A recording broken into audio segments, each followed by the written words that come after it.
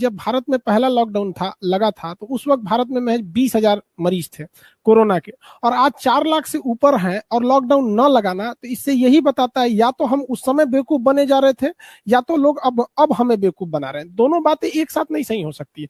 अभी फिलहाल 10 से 15 दिन का एक शॉर्ट लॉकडाउन बहुत जरूरी है, क्योंकि सबको पता है कि 15 से 20 मई तक कोरोना अपना विकराल रूप ले लेगा। लोग समझ नहीं पा रहे हैं, वैक्सीन लेने में अभी भी पूछते हैं कहाँ कौन वाला बेहतर होगा, कौन वाला बढ़िया है। तो खान सर, इसे आप समझा पाएंगे? सर देखिए, सबसे पहले तो हम बताते हैं कि ये किसी की शादी नहीं हो रही है कि आपको सेलेक्ट करना पड़ेगा कि कौन बेहतर है आपके लिए कौन नहीं। आपको जो गवर्नमेंट देगी वो लेना ही पड़ेगा। और रही बात वैक्सीन की, तो सारी वैक्सीन भारत के पास 3 ही अवेलेबल है, वो भी तो 1 तारीख से स्पुतनिक अवेलेबल हुई। कोविडशील्ड, कोवैक्सीन और स्पुतनिक। मोस्ट प्रोबेबली आपको चांस है कि ज्यादातर आपको कोविडशील्ड ही वैक्सीन लगाई जाएगी। सारे वैक्सीन पावर है, बट बशर्ते अंतर किस बात का है। देखिए, स्पुतनिक जितनी क्षमता आपको 21 दिन में दे देती है, भारत में बना हुआ कोवैक्सीन वही ताकत आपको 28 दिन में देगी। और जो आपको कोविडशील्ड, जिसका बहुत बड़े मात्रा में आधार पूनावाला की कंपनी बना रही है, उसको अगर आप चाहते हैं कि उतनी ही क्षमता, उतनी ही इम्यूनिटी हमें मिले, तो आपको उसके लिए 52 से 56 दिन, मतलब 42 से 56 दिन का वेट करना पड़ेगा। तो बात बराबर ही है, बस थोड़ा सा है कि टाइम ज्यादा लगेगा। जैसे लकड़ी पे खाना बनाएंगे तो थोड़ा टाइम लगेगा, फिर गैस पे बना देंगे तो थोड़ा और टाइम लगेगा, ओवन में बनाएंगे तो तुरंत हो जाएगा। बस ये बनेगा तो खाना ही बनेगा ना। लोग एक चीज और समझना चाहते हैं आपसे, ये कैसे है? लोग कह रहे हैं कि मास्क, 1 मास्क छोड़ दीजिए, 2 मास्क पहनना शुरू किया, 6 लेयर के बदले अब 9 लेयर पहनना शुरू कर दिया। तो इसे कैसे आप समझा पाएंगे कि अगर कोई सामने व्यक्ति है तो 6 लेयर पार कर कोरोना की ताकत है क्या जो घुस जाएगा हमारे मुंह में? देखिए, अभी क्या है, ये गाइडलाइन क्यों आई है? क्योंकि इतना मास स्प्रेड हो चुका है कोरोना ना, कि अब आपको हर दूसरे आदमी से बच के रहना पड़ेगा। पहले ये सिंगल मास्क की बात इसलिए की गई थी, कोरोना थोड़े थोड़े जगहों पे था। अभी इतना तेजी से स्प्रेड हो रहा है ना कि आपको ज्यादा बचने के लिए किया जा रहा है। हालांकि फेस शील्ड भी ज्यादा रहता है अगर आप एक सिंगल मास्क यूज करते हैं, और अगर आप फेस शील्ड यूज कर लेते हैं तो ये भी ज्यादा तक ठीक लगता है। क्योंकि ये अगर हम फेस शील्ड लगा लेते हैं तो थोड़ा, मतलब आगे से कोई कितना भी आता है तो इसमें गैप नहीं रहते फेस शील्ड में, तो ये भी एक सुरक्षित आइडिया है यहाँ पे। लेकिन सबसे जरूरी चीज समझने की क्या है कि अभी आपको जो करना है 15 से 20 मई तक कीजिए। रीजन समझिए, जब गर्मी के दिनों में सूरज निकलता है ना, तो वो सूरज जब पीक पर पहुंचता है, तो जब सूरज चढ़ रहा होता है तो उसमें बहुत गर्मी रहती है। लेकिन वही 2 बजे के बाद जब ढलने रहता है तो वो सूरज में रोशनी रहती है, वो गर्मी, वो जलन नहीं रहती है।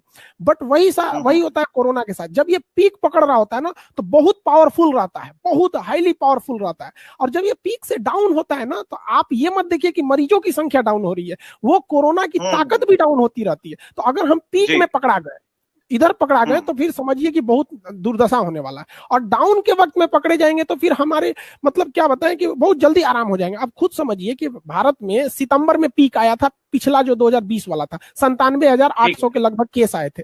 और बिहार में देखिए आप लोग सितंबर अक्टूबर में चुनाव हो रहा था, तो क्या उसमें कोरोना नहीं फैला? अगर फैला रहता तो इसी तरह हाहाकार भी मचा रहता, लोगों को लगा कि नहीं चुनाव। बात यह है कि उस समय जो बिहार इलेक्शन था वो कोरोना के डाउन फॉरवर्ड पोजीशन पे आया था, वो उतना घातक नहीं है। और जो बंगाल इलेक्शन है ये एकदम फॉरवर्ड पोजीशन पे पकड़ा गया है। तो एक बड़ा कारण आप इलेक्शन को ये बड़ा आप कारण मानते हैं कि इलेक्शन एक बड़ा कारण है? सर आपको बता देते हैं, गवर्नमेंट को दिसंबर में ही आगाज कर दिया गया था कि ये सेकेंड वेव आएगा, बहुत घातक आएगा। लेकिन गवर्नमेंट के पास क्या था कि इलेक्शन कमीशन को 5-5 राज्यों के चुनाव कराने थे। अब हम लॉकडाउन के बीच में चुनाव कराएंगे तो फजीहत होगा, उससे अच्छा क्या करते हैं, चुनाव करा देते हैं, लॉकडाउन भी नहीं रखते हैं। अब गवर्नमेंट, लॉकडाउन खत्म हो गया, ये चुनाव खत्म हो गया, उत्तर प्रदेश में पंचायत चुनाव में भी मतगणना कंप्लीट है लगभग। तो अभी क्या है कि गवर्नमेंट अब 1 से 2 दिन में एक्शन ले लेगी। ये चुनाव आयोग ने बहुत गलत डिसीजन लिया, इतिहास याद रखेगा इस घटना को हमेशा। खान सर, एक बात और भी है, लोगों ने शुरू कर दिया है कि जो ऑक्सीजन अस्पताल बनाने के लिए, सिलेंडर की व्यवस्था करने के लिए या खुद से उत्पादन करने के लिए जो बातें कह रहे हैं, उसमें क्या सच्चाई है? कितनी ये दूर की कौड़ी है और कितना आसान है कि सरकार ने कहा और कल तक वो पूरी सिलेंडर तैयार है, अब यहीं से उत्पादन करेंगे? आसान है क्या इतना? सर बहुत आसान है, लेकिन हम लोग जगह कब? अब बताइए, हम लगभग 10-15 दिन पहले के वीडियोस में हमने बोला था कि इंडस्ट्रियल उसको यूटिलाइज करना चाहिए, नाइट्रोजन प्लांट को ऑक्सीजन प्लांट में कन्वर्ट करना चाहिए। बहुत सिंपल होता है, जो नाइट्रोजन गैस बनती है ना वो ऑक्सीजन को छोड़ देती है। तो हम ये थोड़ी कह रहे हैं कि आप नाइट्रोजन मत बनाइए, जो ऑक्सीजन छोड़ रहे हैं उसको वहां रोक लीजिए और उसका यूज कीजिए। अभी क्या है कि गवर्नमेंट, हमारे पास ऑक्सीजन की कमी नहीं है, हम आपको पहले भी बताते हैं। हमारे पास ट्रांसपोर्टेशन और उसको किस तरह से यूटिलाइज किया जाए इसका कोई सिस्टम ही नहीं है। जो ट्रेन चल रही है ना ऑक्सीजन एक्सप्रेस में, वो ट्रेनें लेट चल रही हैं।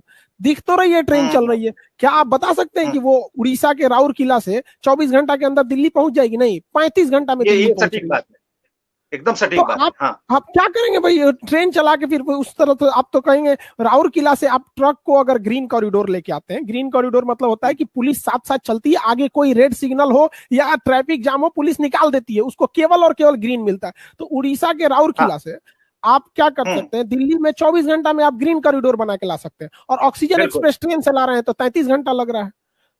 तो ये हम्म। थोड़ी थोड़ी मिसमैनेजमेंट हो रही है।